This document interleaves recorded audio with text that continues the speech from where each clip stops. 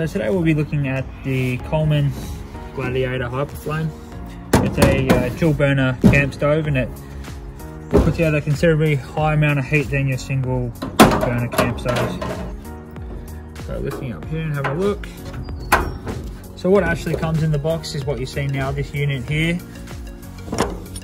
A gas regulator that must be used whenever you're using the stove, and a hose attachment if you want to run the larger gas tanks.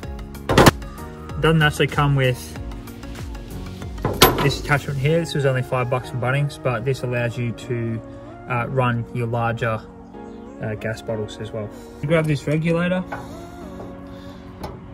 push it so it's nice and firm, and then we just screw it on. And you want to have it tight enough so it stays on its own weight as well. Propane gas bottle.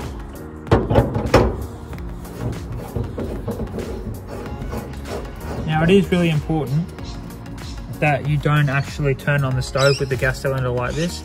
This because all the propane is actually in liquid form when it's down the bottom. So once you put it on the back like that, then it's all gas, which can go through the unit and all work properly.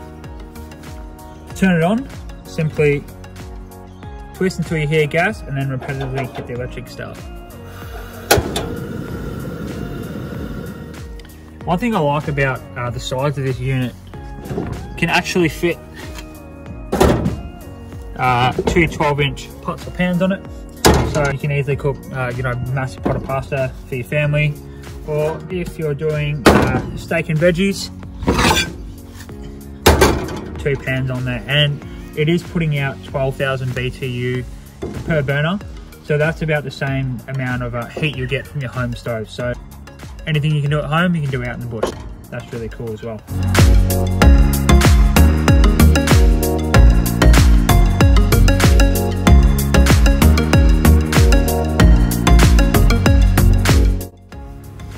Alrighty, so the key to a good steak, so this is a 500 grammer ribeye, is to get it to room temperature. Because if you pull it straight out of the fridge and cook it, what happens is the outside's going to cook and then the inside's going to stay really cold, which leads to a crappy steak. So make sure you leave it out at least 15-20 minutes before you cook it.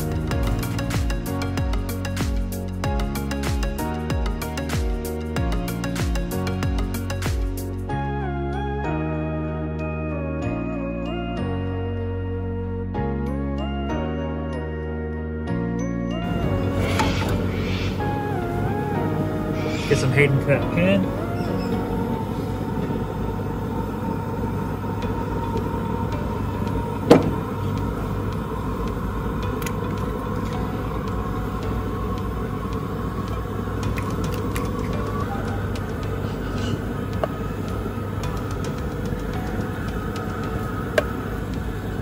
Now I wouldn't put the garlic in just yet because it cooks so quick that chances are it'll burn, so I just like to chuck that in at the end. A little bit of salt.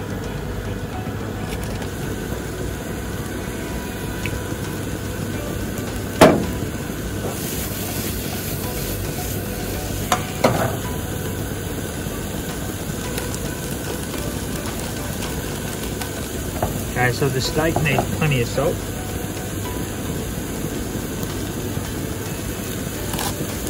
This is just the way I cook it, so I think everyone's got their own opinion on how they like their meat done and stuff, but this seems to work pretty well. So done a little bit of cooking in my past.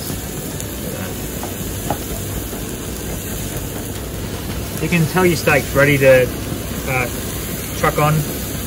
When the fats start to come a bit slimy, that means it's the fats are warming up and the core's warming up as well. When you're putting in your steak or any other meat, make sure you put it away from you so oil's not going to splash back.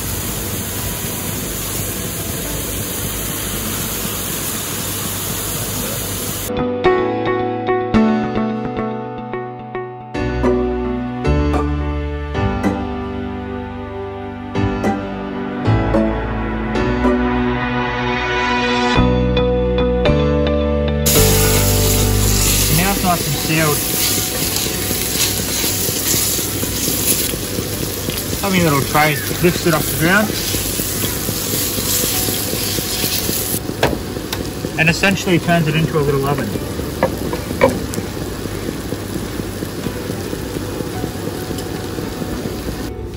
Alrighty, so while that's kicking away on low heat, it's off the bottom of the pan, so that bottom of the steak there is not going to burn anymore. Just have that tick over and use it pretty much like an oven.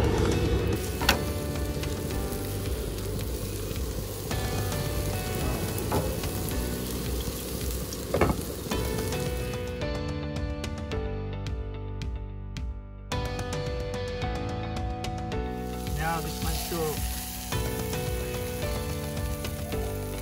you rest your meat for at least half the time now that you've cooked it. The longer the better. So when you're sharpening your knife, this knife, you don't have to go fast, this knife, easy, even angle. Okay. I like my steak fairly rare, but if you obviously the longer you leave it in that little stove oven, the better. So I just like to start from the bone.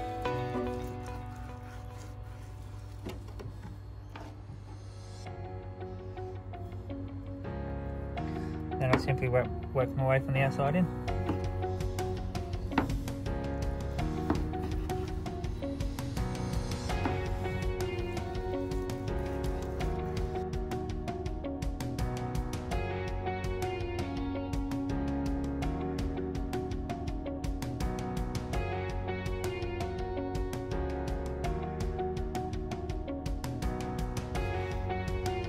Righty. That little juices come off. There we go.